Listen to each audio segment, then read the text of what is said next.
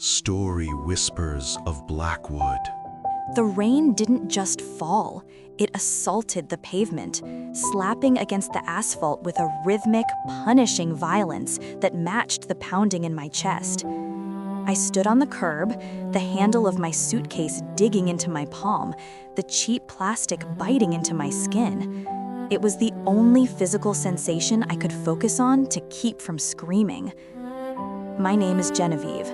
Until 48 hours ago, I was Mrs.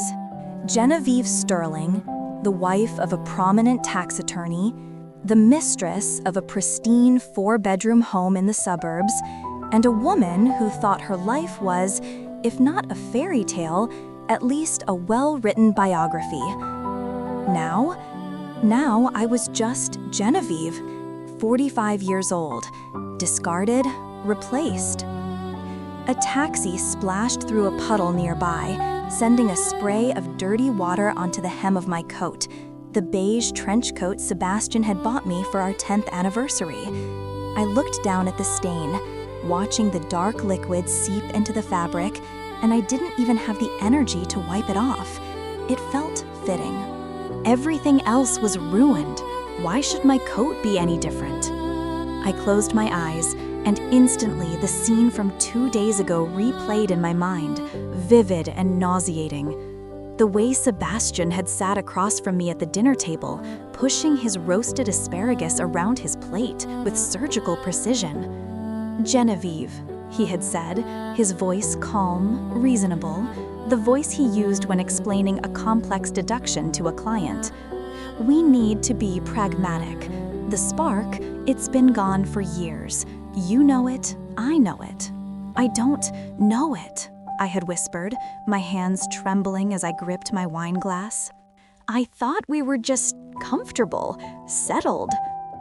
He had sighed, a sound of profound disappointment, as if I were a slow student failing a simple exam. "Comfort is the enemy of passion, Genevieve, and I have found passion again. Her name is Tiffany. She's vibrant. She reminds me of who I used to be."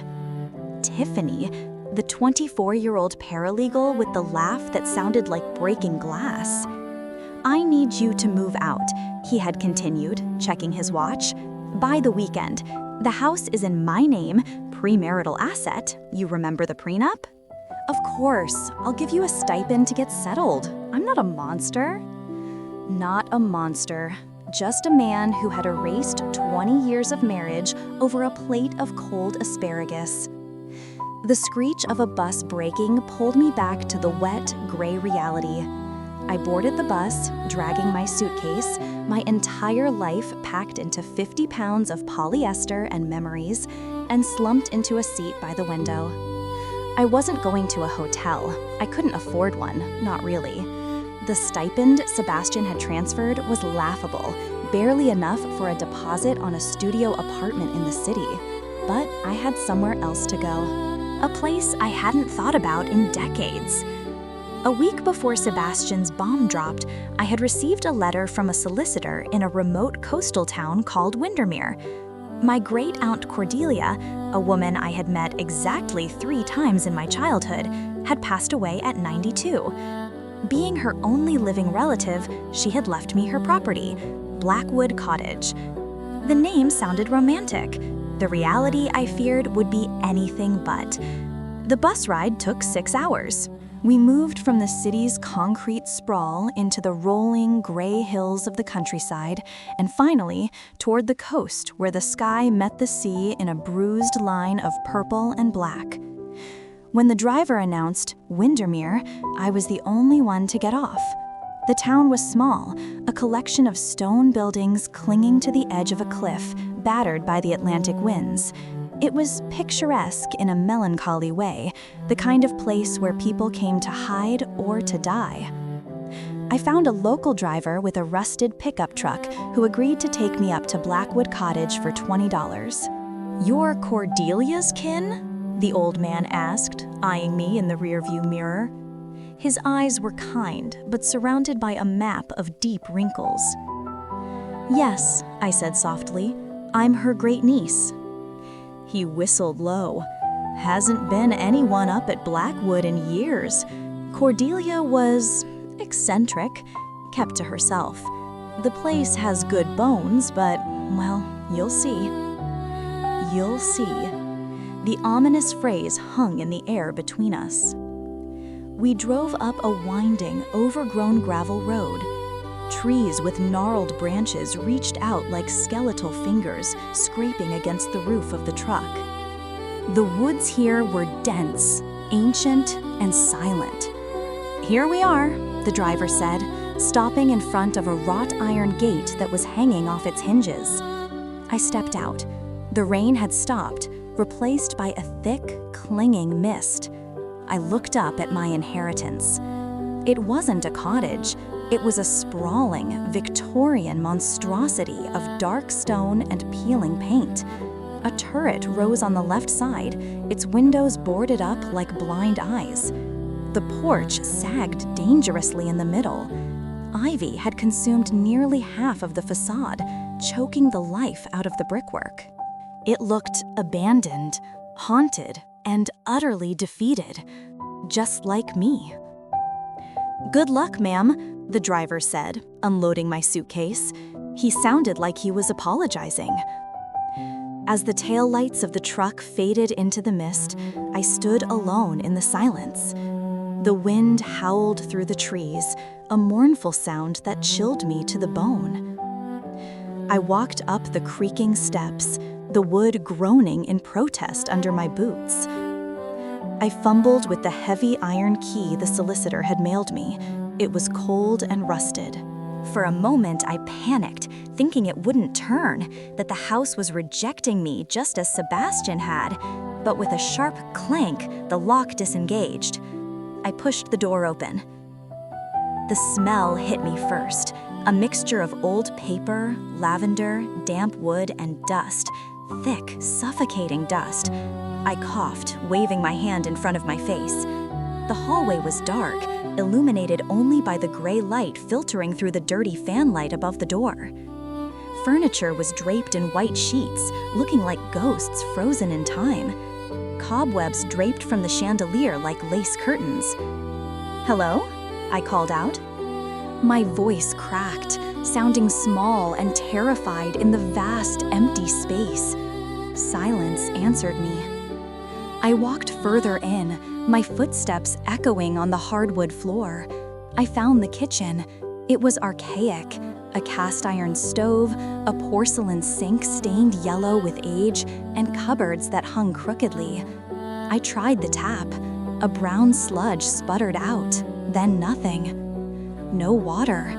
I flipped a light switch. Nothing. No electricity. I sank onto one of the dust-sheeted chairs and put my head in my hands. It was getting dark. I was alone in a freezing, dilapidated ruin, miles from civilization, with no heat, no light, and no water. "What have I done?" I whispered to the empty room. "What am I going to do?" Tears, hot and stinging, finally spilled over. I cried for the cold. I cried for the house. But mostly, I cried for the woman I used to be. The woman who hosted dinner parties and wore silk blouses. The woman who thought she was safe. She was gone, dead and buried under the weight of Sebastian's betrayal. I must have fallen asleep at the kitchen table, wrapped in my coat, because I woke up to a banging sound. Bang, bang, bang. My heart hammered against my ribs. It was morning, a pale, watery light streaming through the grimy windows. The banging was coming from the back door. I froze. Was it an intruder? A squatter? I grabbed a heavy brass candlestick from the mantel, the only weapon I could find, and crept toward the back door. My hands were shaking so badly the candlestick rattled. "Who is it?" I yelled, trying to sound fierce. "Open the door, or the draft will blow the pilot light out if I manage to fix it," a deep, gruff voice shouted back. I blinked. What? I unlocked the door and pulled it open. Standing there was a man. He was tall, broad-shouldered, wearing a stained canvas jacket and work boots that had seen better decades. He had a thick beard that was peppered with gray, and his hair was tied back in a messy bun. He looked like a bear that had just woken up from hibernation and was not happy about it. He held a wrench in one hand and a toolbox in the other. "Who are you?" I asked, clutching the candlestick. He looked at the candlestick, then up at my face, his dark eyes narrowing. "I'm Julian. I live in the carriage house out back. Saw the light of a candle last night. Figured Cordelia finally sent someone, or the place was being looted. Since you look like you've never looted anything in your life, I'm guessing you're the niece." "Great niece," I corrected automatically, "and I didn't know anyone lived on the property." Julian grunted, pushing past me into the kitchen without an invitation. "Cordelia let me stay in the carriage house in exchange for keeping the roof from collapsing on the main house. Did a poor job of it lately, though. My back gave out last winter." He knelt by the stove, banging the wrench against a pipe. "Gas is off at the main line. I can turn it on, but the pipes are probably rusted through. You have no heat?" "I have nothing," I said, lowering the candlestick. "No water, no power." He looked at me over his shoulder. His face was weathered, etched with lines that suggested he spent a lot of time squinting at the sun or scowling at the world. "You plan on staying in this wreck?" "I have nowhere else to go," I said, the honesty slipping out before I could stop it. Julian held my gaze for a moment, his expression unreadable. Then he turned back to the stove. "Well, you can't stay here without heat. You'll freeze to death before Tuesday. Grab that bucket. There's a well out back. It still works. I'll see if I can get the generator in the shed running for some lights." And that was how I met Julian. The next 2 weeks were a blur of exhaustion and grime.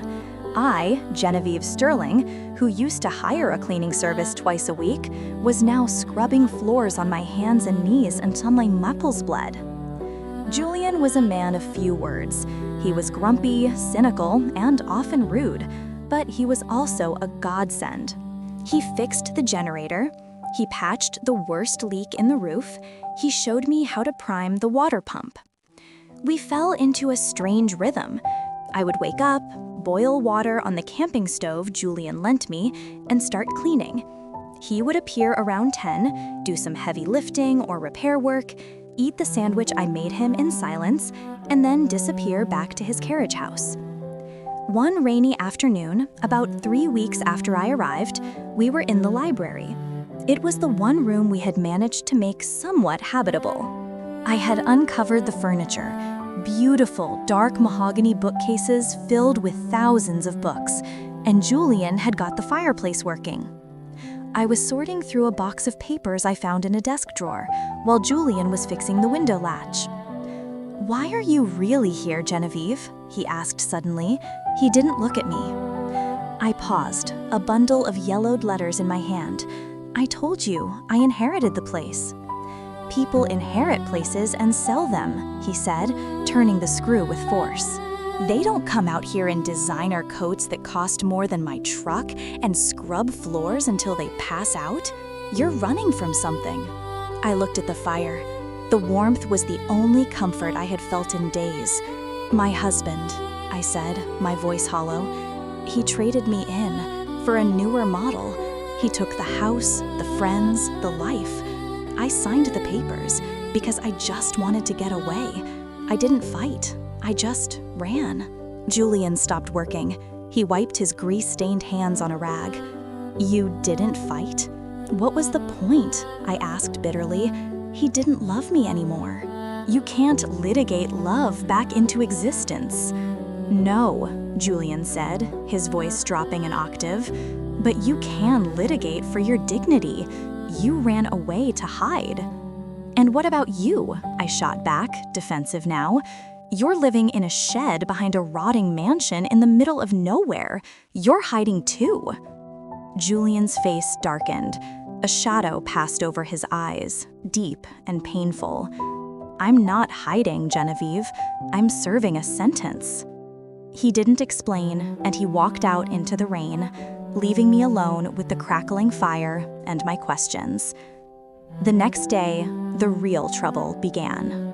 I was in the garden, trying to hack away at a monstrous blackberry bush that was strangling the rose garden, when a sleek black car pulled up the driveway.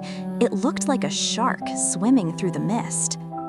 A man in a sharp gray suit stepped out. He looked around the property with a sneer of distaste. "Mrs. Sterling?" he called out. I wiped my dirty hands on my jeans I had bought at a thrift store in town because my tailored slacks were useless here. "Yes, I'm Marcus Thorne from the bank." My stomach dropped. "The bank?" "Your great aunt had significant debts," Thorne said, pulling a file from his briefcase. He didn't offer to shake my hand. "She took out several loans against the property to pay for her medical care in the final years.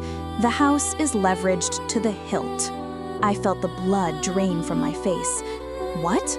How much?" He named a figure. It was astronomical. It was more money than I had ever seen in my own account. "We've been lenient because of her passing," Thorne said smoothly, his eyes cold. "But the grace period is over. You have 30 days to pay the balance, or we foreclose. The property will be auctioned off." "A developer is already interested. They plan to raise the house and build luxury condos." "Raise it?" I whispered. "But it's historic." "It's a ruin," Thorne corrected. 30 days, Mrs. Sterling." He got back in his car and drove away, leaving me standing in the mud, the garden shears hanging limp in my hand. I walked into the house, feeling like a zombie. I found Julian in the kitchen, fixing the sink.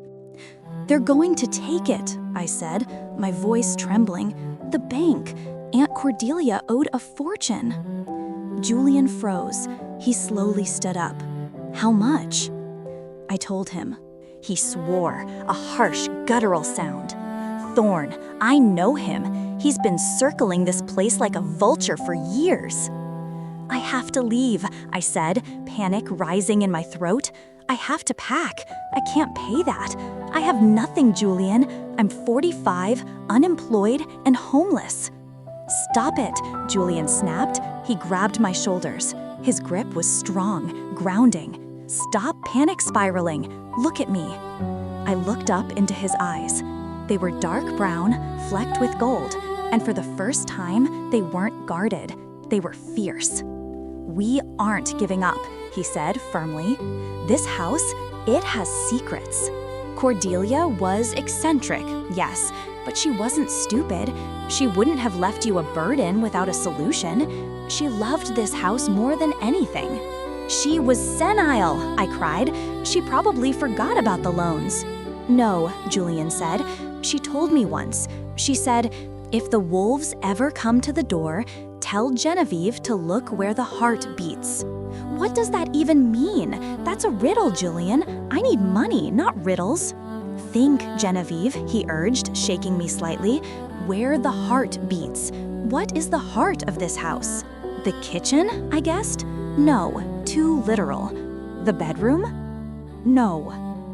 I pulled away from him, pacing the room. This is ridiculous.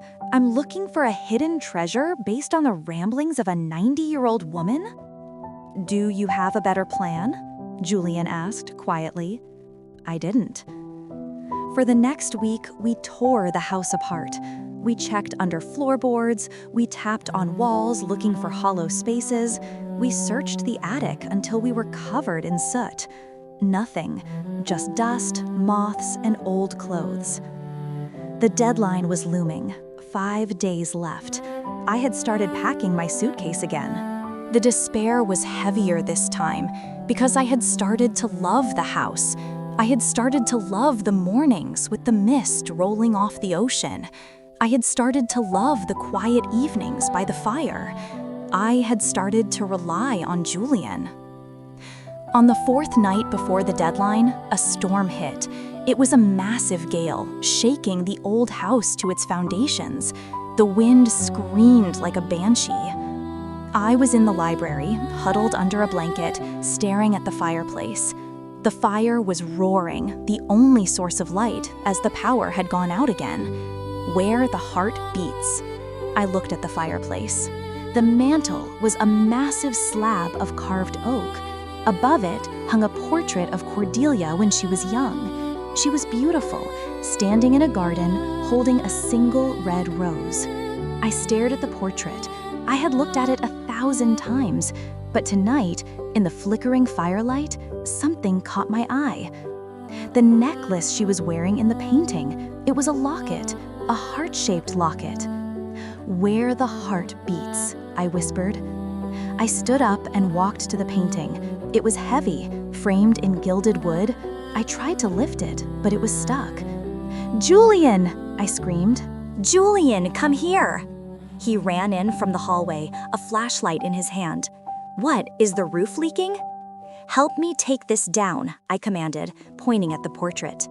He didn't argue. He stepped up, his tall frame easily reaching the top. He heaved. "It's bolted to the wall," he grunted. "Wait." He felt behind the frame. "There's a latch." Click. The painting swung outward on a hidden hinge, like a door. Behind it wasn't a safe. It wasn't a pile of gold bars. It was a small, dusty alcove containing a single leather-bound book and a large, flat object wrapped in brown paper. My hands shook as I reached in. I took the book first. It was a diary. I opened it. Cordelia's handwriting was spidery and elegant. June 14th, 1958. He has finished it. It is his masterpiece. He says he cannot sell it, for it captures my soul, and he will not sell my soul to the world. We shall hide it. It will be our secret. "What is it?" Julian asked, his voice hushed. I reached for the wrapped object. It was heavy. I laid it on the library table and carefully tore the paper. As the wrapping fell away, I gasped. Julian let out a low whistle. It was a painting. But not just any painting. It was a portrait of Cordelia, but in a style that was unmistakable. The swirling colors, the emotional intensity, the way the light seemed to fracture on the canvas. "Is that?" I stammered. Julian leaned in, inspecting the signature in the corner. "Elian Vance," he read, 1958. I stared at him. Elian Vance, the abstract expressionist? His paintings sell for millions. He disappeared in the late 50s. People thought he died or stopped painting. "He didn't stop," Julian fed, looking at the diary. "He was here, with Cordelia." I flipped through the diary. It was a love story, a secret affair between a spinster in a crumbling manor and a tortured artist who fled the fame of New York to find peace. "This is it," I whispered, tears streaming down my face. "This is the miracle." But the story wasn't over. The next morning, we called an appraiser from London. I didn't trust Thorne or anyone in the local town. The appraiser, a woman named Miss Holloway with sharp glasses and a sharper demeanor, arrived by helicopter, which landed in the overgrown field next to the house. She spent an hour with the painting. When she came out of the library, she looked pale. "Mrs. Sterling," she said, removing her glasses, This is a discovery of the century in the art world, an unknown Vance from his lost period.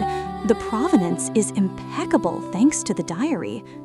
"How much?" I asked, holding Julian's hand.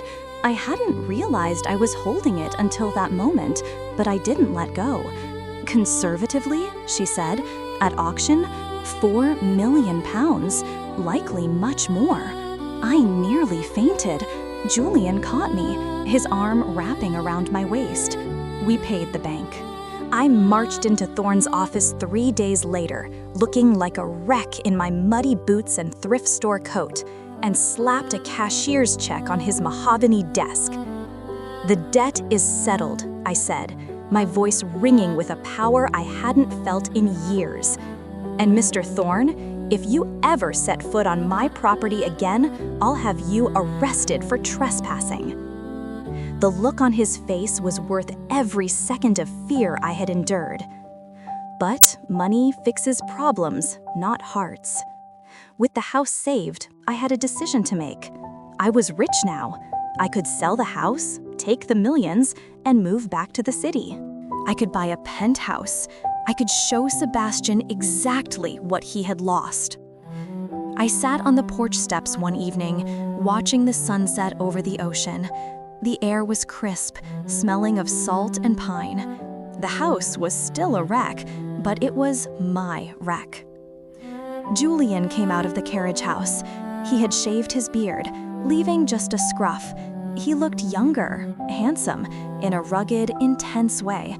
"So," he said, leaning against the porch railing, "Holloway says the auction house in London wants to fly you out next week to finalize the sale of the painting." "Yes," I said. "And then what?" he asked. "Back to the city? Buy a new life?" I looked at him. "You said you were serving a sentence here, Julian. What did you mean?" He sighed, looking out at the sea. "I was an architect, a successful one. I designed skyscrapers, glass and steel cages for people to work in." He paused. "My wife, she died 3 years ago, cancer. We spent her last years in hospitals, surrounded by my modern architecture, cold, sterile. After she passed, I couldn't look at a blueprint. I couldn't stand the city. I came here, to the middle of nowhere, to forget. Cordelia took me in. She didn't ask questions. She just let me be." "And now?" I asked softly. "Now," he turned to me, "now I'm watching a woman who lost everything rebuild herself from the ground up. It's inspiring. It makes me think maybe I shouldn't be hiding anymore either." I stood up and walked over to him. "I'm not going back, Julian. I'm not selling the house." He looked surprised. "But the painting, the money." "I'm selling the painting," I said. "It belongs in a museum where people can see it. But I'm using the money to fix this place, the Willows. I want to restore it, not to what it was, but to something new. Maybe an art retreat, a place for people who need to find themselves." "That's a big project," Julian said, a slow smile spreading across his face. "You'll need an architect." "Are you applying for the job?" I smiled back. "I might be," he said, stepping closer. "If the owner isn't too bossy." "Oh, she's very bossy," I whispered. He reached out and tucked a strand of hair behind my ear. His fingers were rough, warm, and gentle. "I think I can handle it." 6 months later, the scaffolding was finally coming down from the east wing.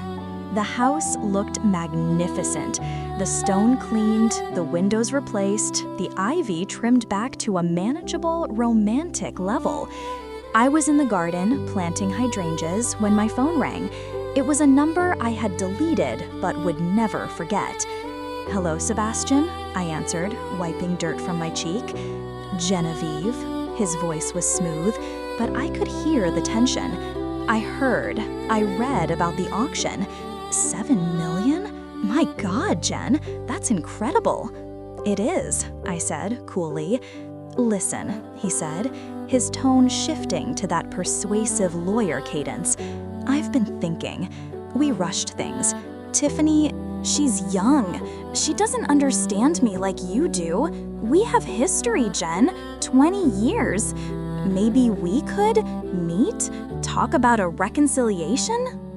I laughed. It was a genuine belly laugh that startled a bird out of the nearby bush.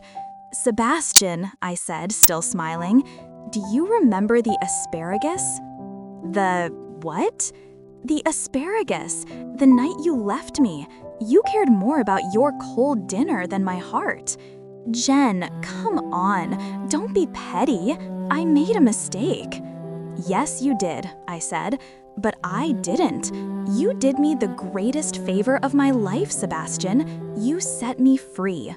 I'm not the woman who sat at that table anymore. She doesn't exist." Jen, please. Goodbye, Sebastian. Don't call again. I hung up and tossed the phone onto the grass. Who was that? Julian asked, walking up behind me. He wrapped his arms around my waist and kissed my neck. He smelled of sawdust and coffee. Nobody, I said, leaning back into him. Just a ghost. I looked up at the house, my home. It wasn't perfect. The floors still creaked, and the wind still howled on stormy nights. But it was warm. It was alive. And so was I. Life has a funny way of breaking us down just to show us we were built on the wrong foundation. I thought losing my marriage was the end of my story. I thought I was too old to start over, too broken to be loved, too weak to survive. But it was in the cold, in the dirt, in the despair of Blackwood Manor that I found the real treasure, not the painting. The painting was just canvas and oil. The treasure was the resilience I didn't know I had. It was the realization that I am capable of fixing things, leaky roofs, broken hearts, and shattered lives. And finding love, real love, the kind that stands beside you in the mud and helps you hold up the walls when they threaten to collapse, that was the unexpected miracle. So if you are sitting there right now, feeling like your world has ended because of a breakup, a job loss, or a betrayal, please listen to me. The rain doesn't last forever. Sometimes you have to walk through the storm to find the place where you truly belong. You are stronger than you think, and your greatest miracle might be waiting for you in the last place you expect to find it. The Blackwood Art Retreat opened last spring. We have 5 guests right now: a writer from New York, a painter from Paris, and a woman who just left her husband after 30 years. I saw her yesterday, sitting on the porch, crying. I walked over, handed her a cup of tea, and sat beside her. "It hurts," she sobbed. "I feel like my life is over." I smiled, looked at Julian, who was teaching a sketching class in the garden, and then looked back at her. "I know," I said softly, "but trust me, it's just beginning." Thank you so much for reading my story. It wasn't easy to relive those dark moments, but I hope it gives hope to even one person out there. If this story touched your heart, please subscribe to the channel. It helps us share more stories like this. And please, leave a comment below. Have you ever had a blessing in disguise? Something terrible that turned out to be the best thing that ever happened to you? I read every single comment, and I'd love to hear your story. You are not alone. Stay strong.